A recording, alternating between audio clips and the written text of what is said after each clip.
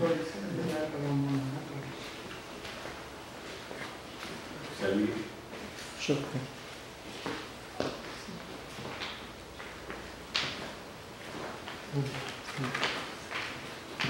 Hello, welcome, sir. Yeah.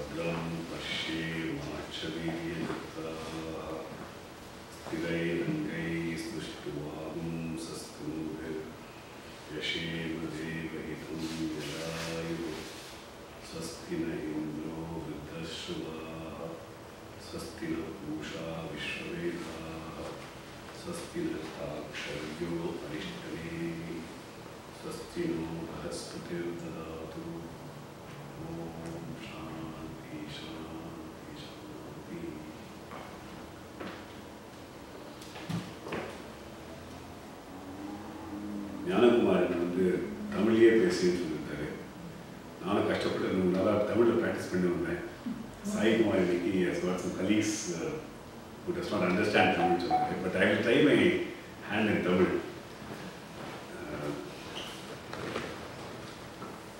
இன்னைக்கு எல்லாரும் evening Saturday evening வீக்கெண்டை பார்க்காம வந்ததுக்கு ரொம்ப நன்றி. இது மனமார்ந்த நன்றி. ஆலய வழிபாடு சங்கத்தின் சார்பில் வணக்கத்தையும் நன்றி. என் பேர் நாகராஜன். நானும் என்னை சார்ந்த ஒரு 5-6 பேர் சேர்ந்து 3 வருஷமாக டெம்பிளுக்காக நாங்கள் போராடிட்டு இருக்கோம். இன்னைக்கு today evening I will share with you what our experience has been. எதனால நாங்கள் இந்த டயத்தை டிவோட் பண்ணி எதனால செய்கிறோம் அப்படிங்கிறத பற்றி I wanted to share with you some brief information. நம்ம தமிழ் கலாச்சாரம், பண்பாடு, மதம்னு கூட சொல்ல முடியாது, நம்முடைய ஞானம், பழக்க வழக்கங்கள் எல்லாமே எல்லாத்துக்கும் அனுபவம் கூறி. முன்ன காலத்துலலாம் கோவில் இல்லாமல் ஊர் இல்லைன்னு சொல்லுவாங்க. அந்த ஊரை ஸ்தாபனத்துக்கு முன்னாடி ஒரு கோவிலை ஸ்தாபனம் பண்ணுவாங்க. அந்த கோவில் தான் நம்மளுடைய வாழ்க்கையில் எல்லாத்துக்கும் ஒரு முக்கிய ரோல் பெர்ஃபார்ம் பண்ணுச்சு. That is what was intended by the kings and people who established these temples. Starting from education, கலாச்சாரம், பண்பாடு, இன்னைக்கு நடக்கிற மியூசிக், ஃபைன் ஆர்ட்ஸ் எல்லாமே டெம்பிள் தான் இருக்குது. ஆனால் over a period of time, temple have completely got degenerated. இன்னைக்கு என்ன ஸ்டேட்டஸ் கேட்டாக்க, நம்ம பாரதத்தில் தமிழ்நாட்டில் தான் டெம்பிள் ஓரளவுக்கு அதிகபட்சத்தில் ப்ரிசர்வ் ஆகி வந்துட்டுருக்கு. மற்ற மாநிலங்கள் நார்த்லேயோ கர்நாடகாலேயோ ஆந்திராலேயோ சவுத்தில் அதிகமாக இருக்குது, அதிலும் ரொம்ப அதிகமாக இருக்குது தமிழ்நாட்டில். அது ஏன்னு கேட்டாக்க, தமிழ்நாடு ஓரளவுக்கு வெளியார் ஆதிக்கத்திலிருந்து ப்ரொடெக்ட் ஆகிருக்கிறதுனால it has been preserved in Tamil Nadu.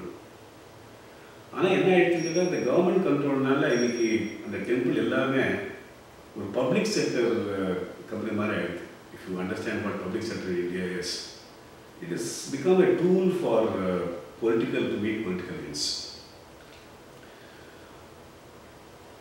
இன்னைக்கு நான் என்ன பேச விரும்புறேன்னு கேட்டாக்க, முதல்ல I want to share with you how temple properties are being looted by people. சரி, லூட் பண்ணுறாங்க கவர்மெண்ட்டில், அதனால் நமக்கு என்ன ஒரு கேள்வி எழுப்பணும்.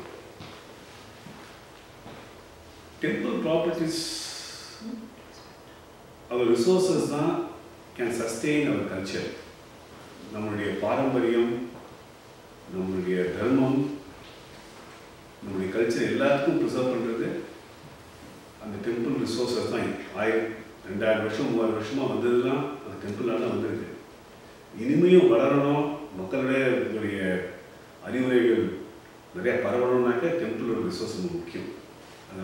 way survive.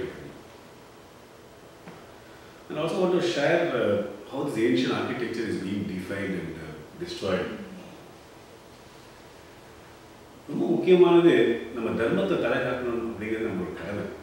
அது ஒரு ரிஷி ரிணம். நமக்கு ரிஷிகள்லாம் கொடுத்ததுக்கு நமக்கு ஒரு கடன், அந்த கடன் நம்ம திருப்பி கொடுக்கணும்.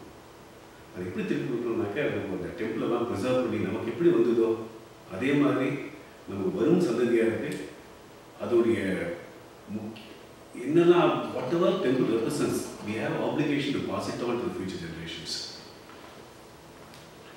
And finally, I also touch upon what are the legal issues, how government is taking control of temples, and finally I end up with how we are used RTI to basically unearth information on the temples. But to start this entire discussion, I want to really share some information about two temples. The first temple is called Jalagandeshwara temple. Jalagandeshwara temple was established in Vellore fort. It's a very beautiful temple. You can see some images there. ஒரு 300 வருஷம் முன்னாடி இந்த முஸ்லீம் ஆதிக்கத்தினால இங்கே Tipu Sultan army Vellur படையெடுத்த போது அங்கே உள்ள மக்கள் அந்த சிவலிங்கத்தை எடுத்துட்டு வேற ஏதோ ஊருக்கு போயிட்டாங்க. அதுக்கு பிறகு 200 வருஷமாக அந்த வழிபாடு வந்தது. 250-300 வருஷமாக அது வந்தது. அங்கே சிவலிங்கமே கிடையாது அந்த கோவில். ஒரு 40 வருஷம் முன்னாடி வெள்ளூரில் இருக்கிற பக்தர்கள்லாம் அந்த சிவலிங்கத்தை கிராமத்துக்கு போய் எடுத்து வந்து திரும்பவும் பிரதிஷ்டை பண்ணி பூஜை ஆரம்பிச்சாங்க. அவங்களே நிர்வாகமும் பண்ணாங்க கோவிலில். இதில் கவர்மெண்ட்டு இன்டர்ஃபியரன்ஸே கிடையாது. ஏன்னாக்கா இவங்க வந்து அந்த கோயிலை அவங்களே ப்ரிசர்வ் பண்ணாங்க.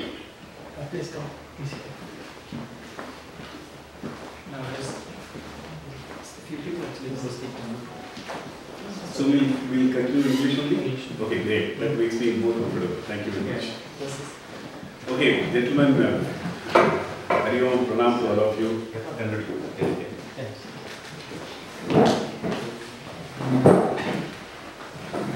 We just started and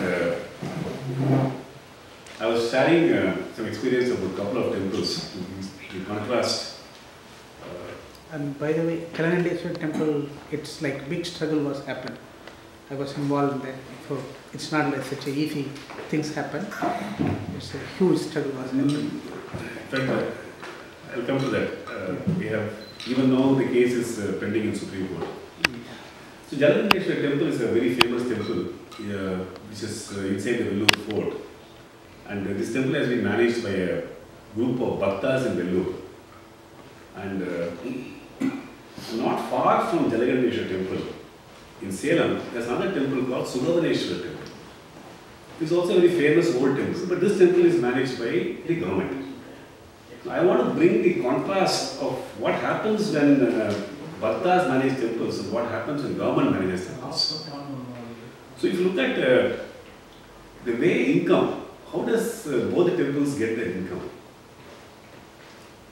Jalagandeshwara temple and most temples, income primarily comes from the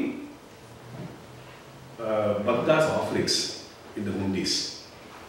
But at the same time, many old temples have vast properties. Why? Somebody would say, in order to perform the puja on specific days, I bequeath 15 acres of land. Whatever comes out of it, that should be spent for this festival. Somebody else will say, I bequeath some 300 acres for maintaining goshalas. Somebody will say, I'll give away this property. It's like endowments. And the only reason why temples have survived for more than 2000 years is because of these vast endowments, which perpetuate the practices and the good work the temple does. So therefore, you must understand that temples have two sources of income. One, what people put in the hundis. Second, what income is derived from the properties which have been bequeathed to that temple. Now, if you look at the two temples, you will notice that Sunnyvale temple gets roughly 3% of the income. It's rupees lakhs, I'm sure most of you are familiar with it. And donations from bhaktas is 34% for Jalagandeshwara temple. And it is 67% in case, 34% in case of Suvarneshwar, and 67% in case of Jalagandeshwar. What it means basically is that people have far more trust and faith in Jalagandeshwar temple management than Suvarneshwar temple management. Okay. More or less 146 lakhs, 106 lakhs is the kind of income that both temples receive. This large income, you notice, almost about 30 to 30%, one-third of the income comes from interest for Suvarneshwar. Where is this interest? It's a past income which the temple has not spent but has given it to some government, and the government bonds are yielding some interest. Now let us look at how this money is spent by both the temples. If you look at the chart, the first item, 40% of Suvarneshwar's income is spent on staff salary, 58 lakhs. Whereas Jalagandeshwar spends only 16 lakhs. Now what is the staff salary? You will probably start thinking that these are all the temple sevaks who perform the puja, who maintain the temple. No, it is not that kind of staff. This is the government staff.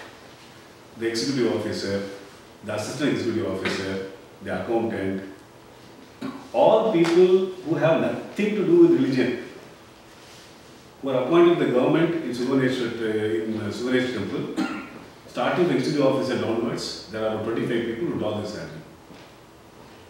So how much money is paid to the actual priest who performs